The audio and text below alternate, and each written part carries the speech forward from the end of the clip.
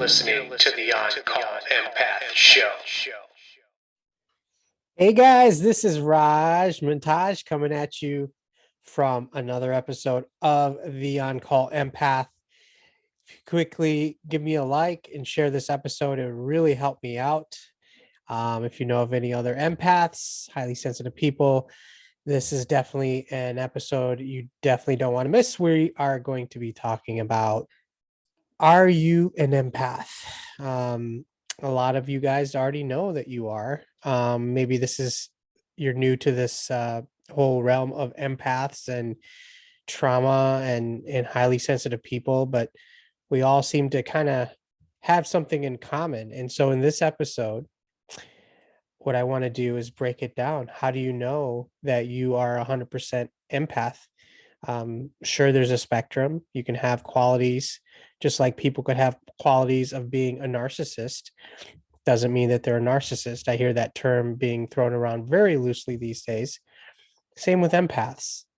And in this episode, hopefully by the end of it, you are going to identify with some or maybe all of these points that I'm going to kind of shed light on. So without further ado, let's go ahead and get started. So being an empath, a lot of us think that maybe we have to be very sensitive. We can feel other people's energies and emotions, and that's one part of it. But it comes with a lot of other, pros and cons, just like everything else. If you label and you identify yourself as an empath, what you're saying is that, to the world, that you have superpowers that you may or may not embrace. You may not know. I use it for my good. I use being an empath to connect with the world, with all these hundreds and hundreds of guests that I have on this podcast, all these healers, doctors, therapists, everyone that's been on the show. I've used my empathic abilities to reach out to them, being genuine, being caring, asking them, how can I help them? What can I do to help them grow, rather than thinking about myself? But at the same time, I wanted to make sure that I can also help my audience, you guys, to get good value. Being an empath, from what I've understood, we don't like conflict. It's like the plague. Being in some sort of conflict, we would rather avoid it, whether it's from work or family issues, or anyone that you're friends with. We would do everything in great lengths to avoid it. Another factor is we don't fit in society's norms. I don't know, a lot of people that do not like large crowds. They don't like being in big places for a very long time. I'm sure a lot of you guys could do it. You don't think twice. And for some people, it's not a big deal. But I can tell you, being around so many people, that energy does drain us. And that leads me to rest, being able to soothe ourselves, self-love, being time alone. These are things that are vital for empaths. Do you ever notice, like, when you're all alone from a long day at work, you just feel so much more at peace? You feel so much more centered. That's part of being an empath. We need to recharge our batteries. And a lot of the people that I coach, they have hectic lives. They live with a narcissist, or they have a family, they have kids and things going on 24/7, and they have no idea what an empath is, or maybe they're a highly sensitive person or been through some sort of traumatic experience. So what they do is they just kind of push it aside, and they keep going and going, and then they'll hear these terms, empaths, but what they don't know is they don't understand why they burn out, why they crash and burn, and sometimes it leads to a very dark place. But then a lot of them do recover, and then they redo the cycle over and over again. They just kind of push aside of all these facts, of being an empath, or taking time to really look at life from a different lens, because let's face it, most people do not understand or get us in most instances. A lot of people have told me that I've coached that they're very intuitive with animals, pets, dogs, cats, nature. And then there is such thing as a, nature empath where you're very much one with the outside world, the ocean, the water. So there's that as well. I love it. I love being near the oceans and stuff like that.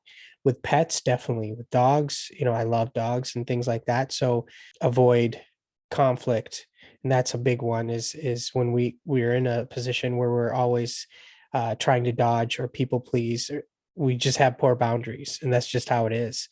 Um, and you ask yourself, well, I mean, if you have all these negatives, like, why do I feel so guilty when I say no? Why do I feel so obligated to help somebody? Think about the last time someone came to you and they just kind of told their whole life story to you. Are you that person where just about anyone could pick up the phone and just tell you what you want, or just pick up the phone and just start telling you about their lives, and they don't even think twice? They know that you are going to absorb it, you are going to listen, and you may give advice, but you are that person, you're the go-to person for that. When there's a crisis, are you the person that has, maybe you grew up and you had to take care of your brothers and sisters? You were always the person that was kind of managing everyone else's emotions but your own. Well, that's how empaths are. And the title of this video is, are you an empath? Well, these are some things you can ask yourselves. Are you the type of person to do things for others and expect nothing in return? If you are, there's a good indication that you might be an empath or a highly sensitive person, which is somewhat close, but like highly sensitive people, they have a very intricate nervous system, very hyper vigilant, always like, look on the lookout. Their whole system is different. Same with empaths. I mean, I know, like, I've talked to both empaths, highly sensitive people, and I find out, like, even physically, they have similar symptoms: stomach, distress, headaches, body aches, nervousness, anxiety. All those things seem to be a common theme with both. And then you have the trauma victims who constantly have been through trauma. So they're always on the high end. They're always looking out as well. And so all three groups develop these coping mechanisms.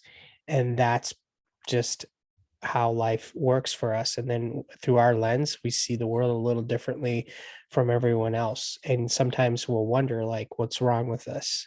Are we damaged? What's going on?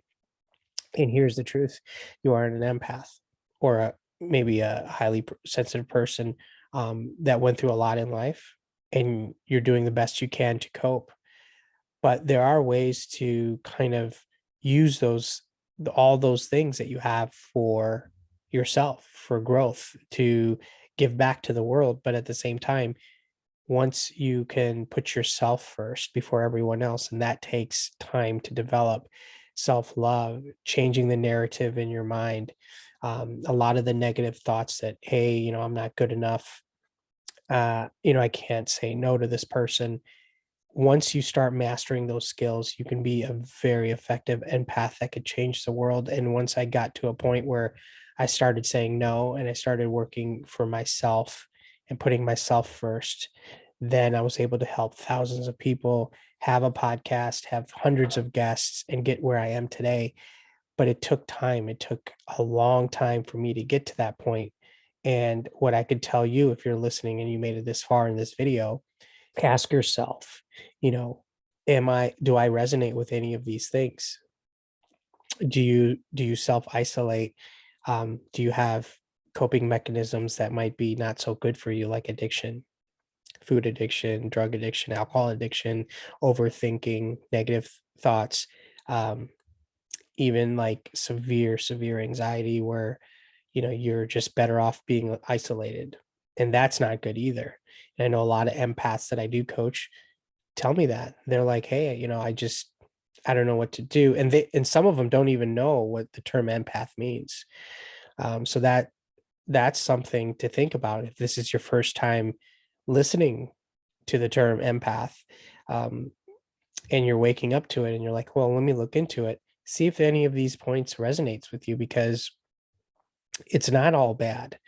And when I started looking at all the things that I've developed over the past and using my coping mechanisms, I look at it as a superpower, because I can communicate effectively. I can listen effectively. I can use a lot of the skills that I've learned, even way back when I was a kid, trying to people please and be accepted. I can use those things to my advantage now to really get what I want.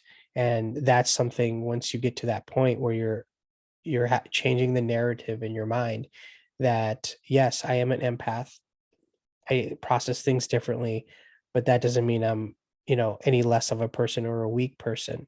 Because I tell you what, the first steps in being an empath and being powerful is owning it, being, you know, not looking to others for acceptance. Once you can accept the fact and step up and say, yeah, I went through all this trauma in my life. I have anxiety. I have, problems with my life.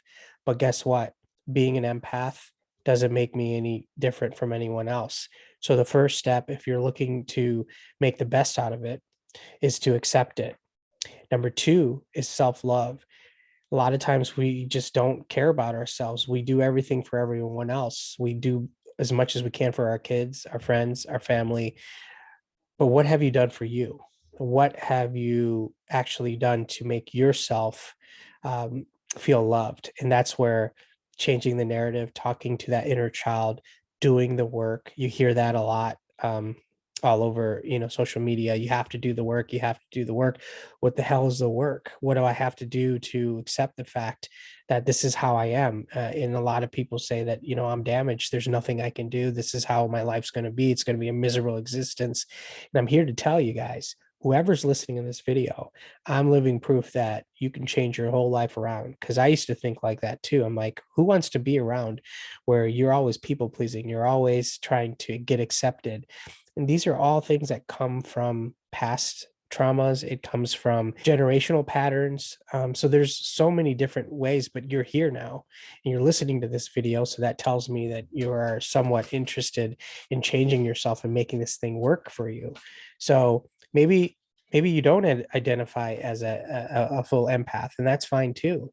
You could be partly highly sensitive, or you could be just a trauma victim that just got abused all your life. Whatever the case is, there is always hope. So use it to your advantage. And also keep in mind that you don't have to cater to people, because I notice a lot of things with empaths, they go towards narcissists because they just like, they're like connected. They somehow end up always, possibly even marrying a narcissist, being in a relationship with a narcissist. These are things that some of the things with empaths that we tend to do. But if we are aware and we are awoke, we can protect ourselves and we can actually use all of our powers for good, and we can have great lives and be proud to be an empath. I think that term will be coming up more as the world starts to shift. If you look all around us, guys, I mean, everyone that I've talked to is probably not having the best time, especially within the last couple years with this virus and so many people hurting out there. Now we're starting to awake. Now people are googling the term empaths and highly sensitives, and why am I always attracting manipulators and narcissists? Why am I alone in my life? I'm never going to find anyone. These are all the questions that I go through on a daily basis with so many people. A lot of people I coach, a lot of guests that I've had on this podcast. You'll hear them always going on subjects of boundary setting, saying no, people pleasing. Why do we keep putting these titles out there? Because these are the things that you have to master in order to be all powerful empath. And so I hope you guys got something out of this video. Please like and share this podcast, or if you're listening on the YouTube, please share this with anyone. Stay tuned for more guests. I'm always here for you guys, and I am also taking new clients Link is in the bio. So with that said, stay tuned for the next episode and always keep moving forward. And we are out.